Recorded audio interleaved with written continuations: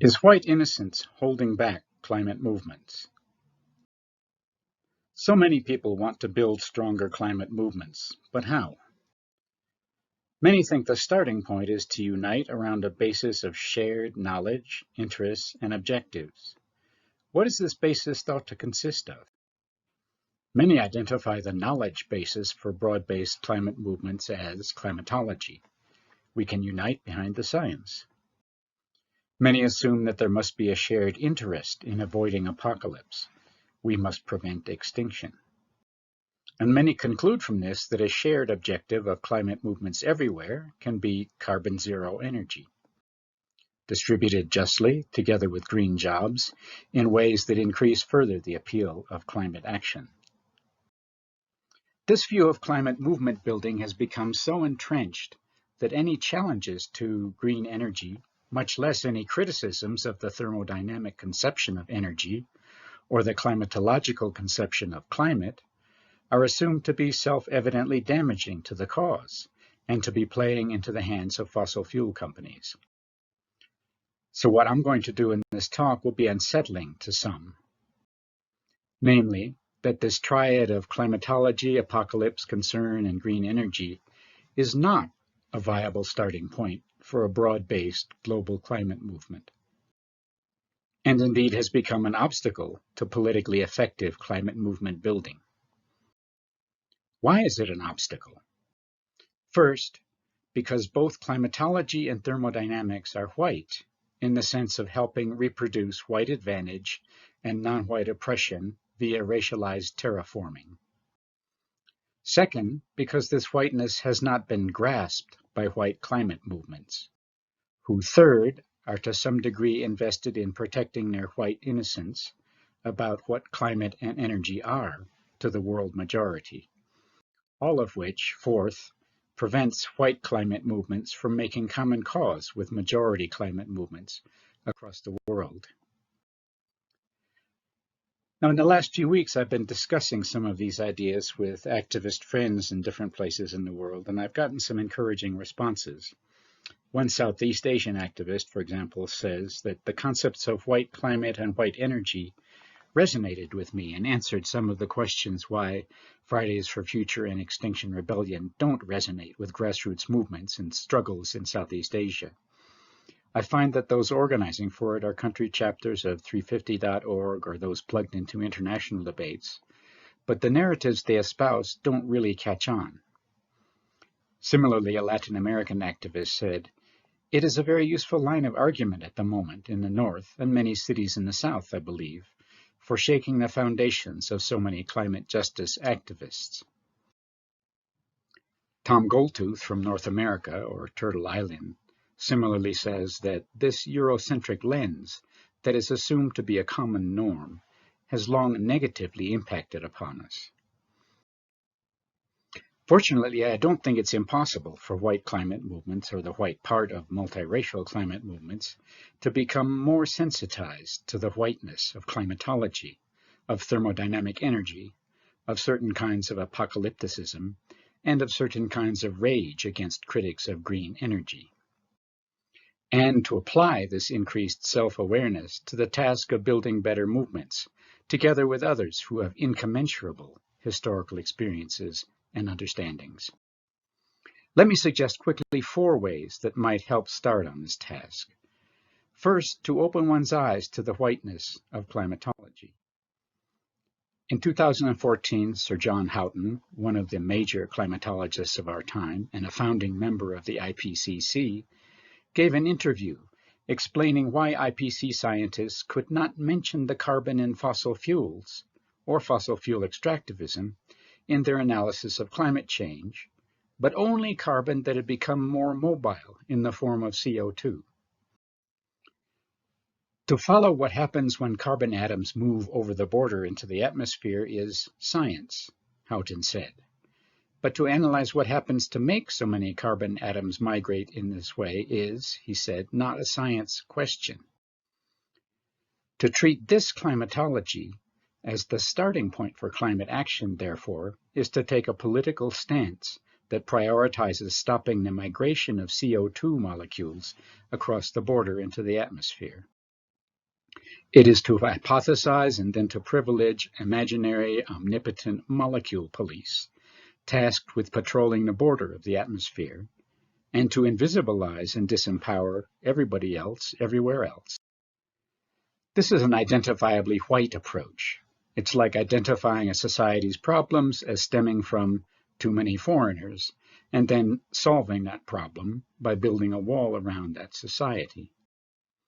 In other words, to see climate change climatologically as a problem of too many rogue carbon dioxide molecules in the wrong places in an otherwise implicitly benign baseline system is to invisibilize a historical process of climate change that is inseparable from settler colonialism and global white supremacy by changing the subject to molecule movements. It's to handicap any practical attempt to engage collectively with that historical process, and thus to engage with climate change, and instead perpetuate climate crisis by recasting it as an immigration problem and the solution as immigration control.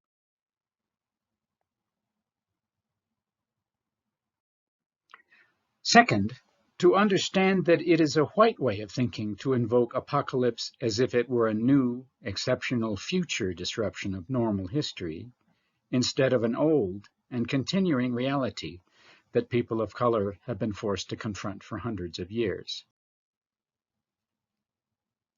Lawrence Gross, the Native American scholar now teaching in California, says, Native Americans have seen the end of their respective worlds. This should be correctly termed an apocalypse. Indians survived the apocalypse, and the history of apocalypse continues to be the current day reality for many Native Americans. Gerald Horne, a historian from the University of Houston, says, if one is searching for a year that marks the dawning of the apocalypse, 1688 is the date. The construction of whiteness and its complement white supremacy took off as the African slave trade was reaching a new stage. The militarized identity politics that was whiteness, which formed the sinews of the emerging system that was capitalism, has persisted stubbornly into the 21st century.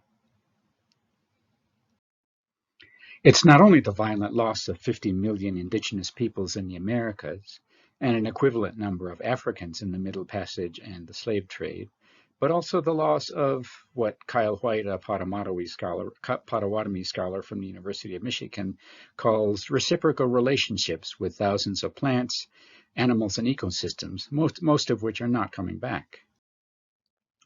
The full achievement of this apocalypse was something that many whites striving to rule the backcountry between 1600 and 1800 could still only dream about. The frequent white environmentalist denial that the flip side of their imagined pre-climate apocalypse normality is, in fact, a long-standing indigenous and black apocalypse threatens a lie's capacity to build coalitions with indigenous peoples, in that it can erase indigenous peoples' perspectives on the connections between climate change and colonial violence. What whites often like to call the Anthropocene might be seen as just a delayed shockwave from the same centuries-old apocalypse finally arriving on their own horizon, that is, into the nations who introduced colonial capitalist processes across the globe in the first half-millennium in the first place. Past and continuing apocalypse has involved the breakdown of relations that today's hypothetical molecule police, focused on 1.5 degrees or 350 parts per million, might find it hard to recognize as relevant. Consent, trust, accountability, reciprocity, and other qualities, sometimes referred to as kin relationships, that indigenous analysts tend to see as central to climate change, and as providing necessary guidance on how to live under post-apocalyptic conditions that recognizes that the apocalypse has already happened.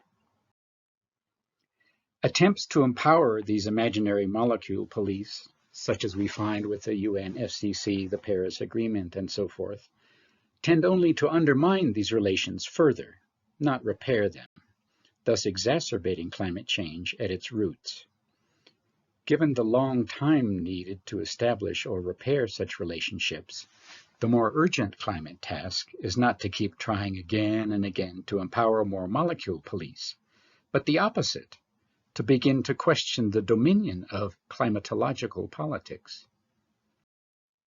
It follows that an activism that focuses only on reevaluating energy use or treats consideration of white supremacy and settler colonialism as mere add-ons or dimensions of control of carbon molecules, or sees identity politics and indigenous resistance to pipelines or oil extraction, but not in white supremacy itself, or that fails to talk about modes of governance, ongoing racial injustice, and our understandings of ourselves as human, or fails to think through and enact processes of decolonization, including self-governance for indigenous peoples, the return of stolen lands, and reparations for the descendants of captured Africans, is unlikely to make for successful climate movements.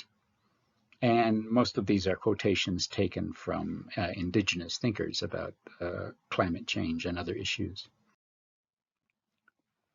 A third suggestion I'd like to make, and this will take a bit longer than the others, is to grasp that one key historical process that climatology obscures and that needs to be engaged with collectively is precisely the history of energy in capitalism.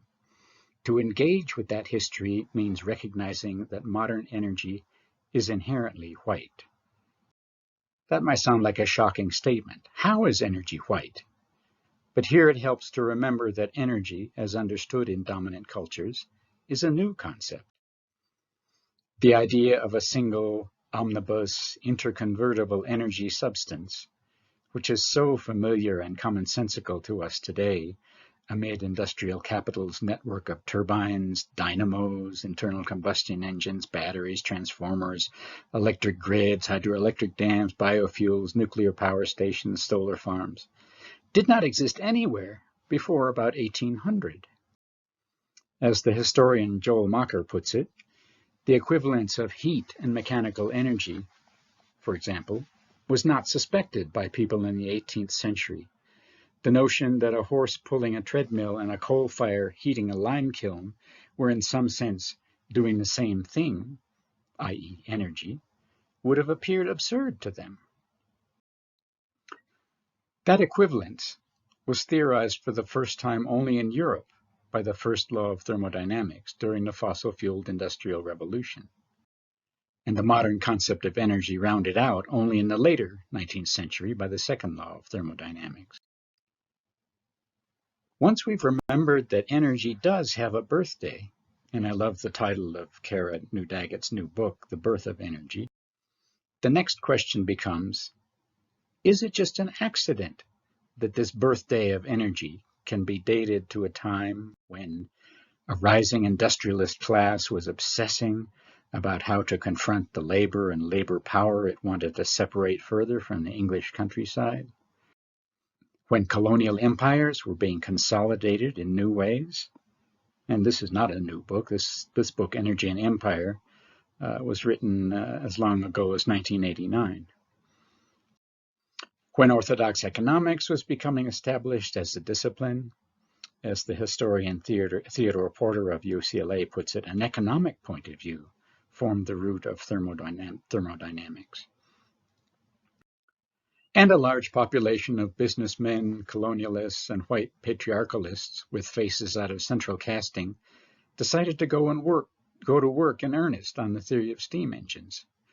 And many of you will recognize these faces as some of the great minds of 19th century thermodynamics.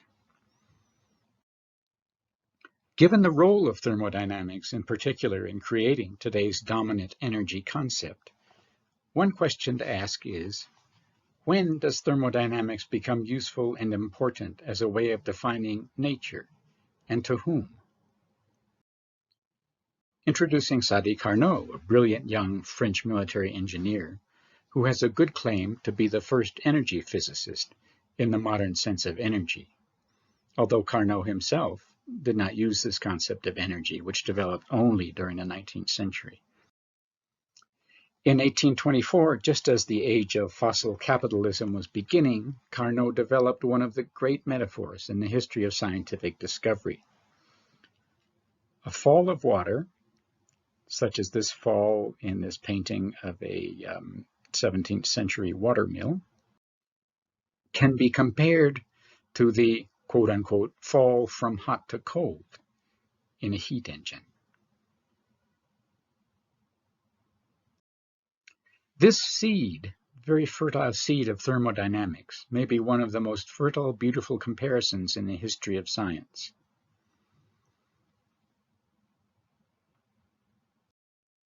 And it's helpful in understanding the connections between modern energy and continuing settler colonialist and white supremacist assaults on land and territory.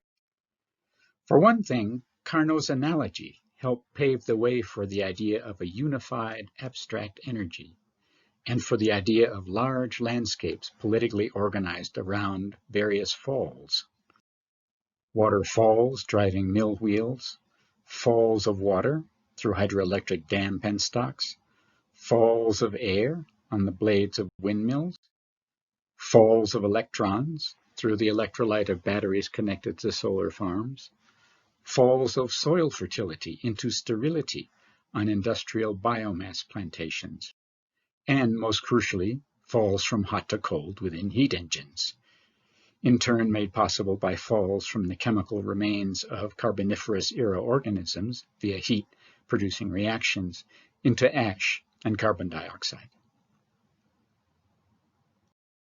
In short, a whole global terrain of falls from which unlimited abstract energy work can be derived. Call it a Carnot landscape. And here's another description of a Carnot landscape, showing even more clearly the political reorganization of territory around the abstraction of thermodynamic energy. And this is taken from WWF. It shows the potential proportions of abstract thermodynamic energy derivable from renewable, quote-unquote, renewable sources, organized according to conventional geographic boundaries. This Carnot landscape of multiplying falls, as Carnot himself was one of the first to realize, is also a landscape of systemically increasing waste from a capitalist perspective. One of the lessons of Carnot's brilliant analogy is that just as water mills cannot tap waterfalls without losing some energy along the way, so too there is no such thing as a perpetual motion heat engine or any other kind of perpetual motion machine. Which means that the more conversion engines you devise as a capitalist, and the more you reorganize a territory around falls, the more you're going to have to be obsessed with efficiency in order to minimize all that unusable extra waste heat that you create. And the more waste you'll need to keep under control or displace somewhere else. Just as every one of Carnot's waterfalls is eroded down over time, and every hydroelectric dam becomes useless when it fills up with silt. This photo was taken earlier this year in California, maybe not a million miles away from Santa Barbara. So too, every Carnot heat engine generates more waste heat with each cycle that cannot be used for work. So when high-quality energy like that contained in coal runs out, and the world fills up with unusable waste heat, ash, and CO2, that's all she wrote. You can't reassemble the waste heat, ash, and CO2 back into coal without energy loss.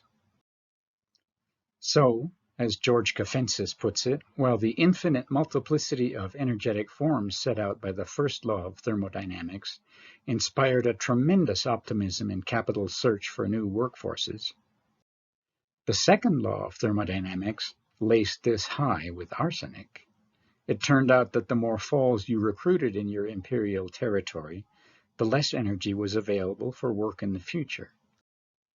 Constructing falls in more and more out-of-the-way places, such as dams, extraction, and use of hydrocarbons, means that as the falls erode, piles of waste accumulate across the landscape in parallel. And of course, these wastes can be of many different kinds.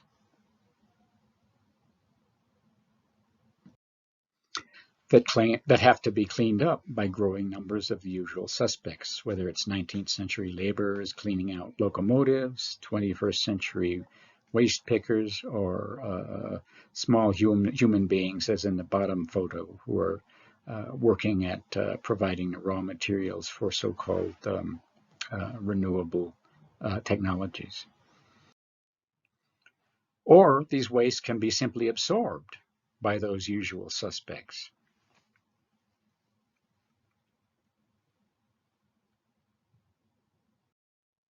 Or by the hard-working earth itself.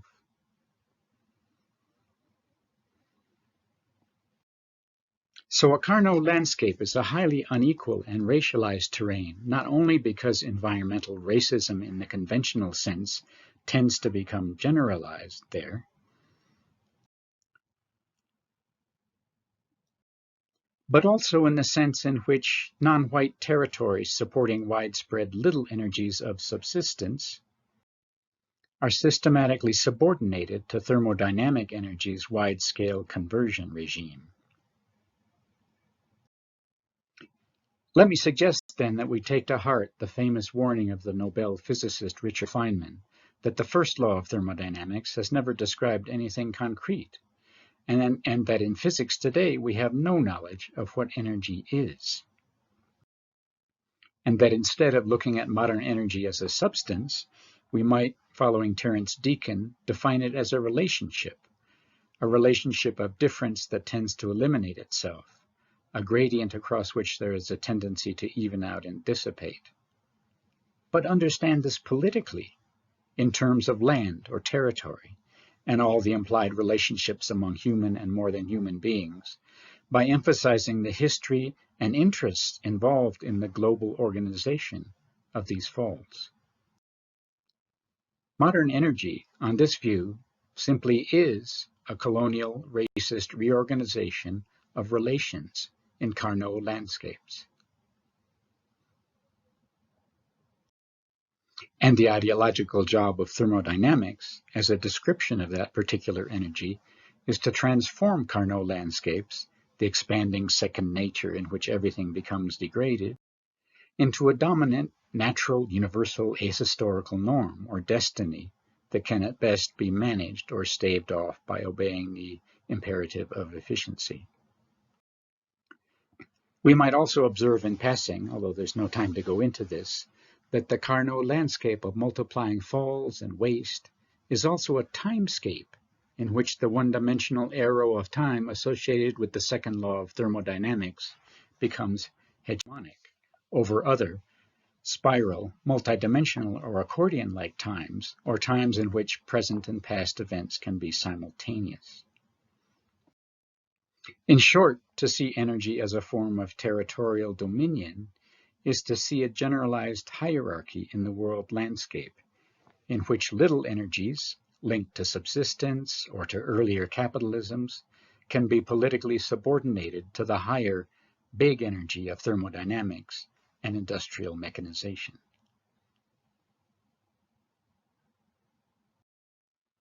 And to understand thermodynamics as not only white, but also white supremacist, insofar as, to freely adapt the words of the Jamaican philosopher Charles W. Mills, it presents a racially post-Lapsarian world as if it were pre-Lapsarian. On this view, the thermodynamic conception of energy is part and parcel of the idea of sacrificing for development, that higher goal that is set ultimately to benefit everybody. And today's unending struggles over body, territory, and time, instead of being reduced simply to distributive justice struggles over who gets what energy goodies when, need also to be seen as struggles over and against energy itself. This is one way of seeing the tension between movements pushing for energy for all and movements that understand that this is a pathway toward more skewed Carnot landscapes. a tension that continues to sharpen among energy and climate movements worldwide. And I'm quoting here words from an Indian activist who criticizes the Green New Deal. So he says, without accounting for globalized production, a Green New Deal in the global north will merely spur the imperialist quest for cheaper resources and labor to satisfy eco-friendly consumption. And here are the words of Nick Estes, an indigenous scholar at the University of New Mexico, who said earlier this year, I cringe a little bit about the Green New Deal. Whenever there's a crisis of legitimacy for the capitalist system, it's oftentimes indigenous lands that are sacrificed. With these transition plans, the Navajo Nation is going to be producing solar power to fuel the entire southwest U.S. Okay, so has it really changed from a resource colony? We have to address the primary contradiction, which is settler colonialism, if we're going to honestly and justly transition out of the current carbon economy. Fourth, and finally, the suggestion is that to understand environmentalist rage against anti-racist critics of green energy and climatology, as well as environmentalist impatience with movements such as Black Lives Matter, as movement-damaging attempts to preserve white innocence, long past the time when that innocence has been lost. Let me quote the words from earlier this year of two prominent U.S. environmentalists, Bill McKibben. What we really need is to make the leap straight to renewable energy. Banks, asset managers, and insurance companies can drive change. 350 is the most important number in the world. I don't understand the reasoning behind these attacks. And here McKibben is referring to criticisms of for example, Wall Street-funded green energy programs. Jonathan Logan from Extinction Rebellion said, again earlier this year, we don't have time to argue about social justice. If we don't solve climate change, Black lives don't matter. If we don't solve climate change now, LGBTQ people don't matter. If we don't solve climate change right now, the Me Too movement doesn't matter. I'd like to contrast these statements with words from a bit further back in history uttered by James Baldwin and Patricia Williams. Baldwin said, anyone who insists on remaining in a state of innocence long after that innocence is dead turns himself into a monster. It is not permissible that the authors of devastation should also be innocent. It is the innocence which constitutes the crime. Patricia Williams adds, an innocence that amounts to the transgressive refusal to know. In other words, the continued white insistence that there must be a renewable or green thermodynamic energy out there somewhere that will save us all, and that will somehow avoid the frontier capitalism of extraction and degradation, can be seen as one more unviable move toward innocence, aimed at restoring settler normalcy and a settler future by avoiding the consequences of decolonization and imagining or presupposing an easy commensurability among native, black, and white historical experience. And here I'm citing the thoughts of Eve Tuck, an indigenous scholar, and Kay Wayne Yang, who works in San Diego.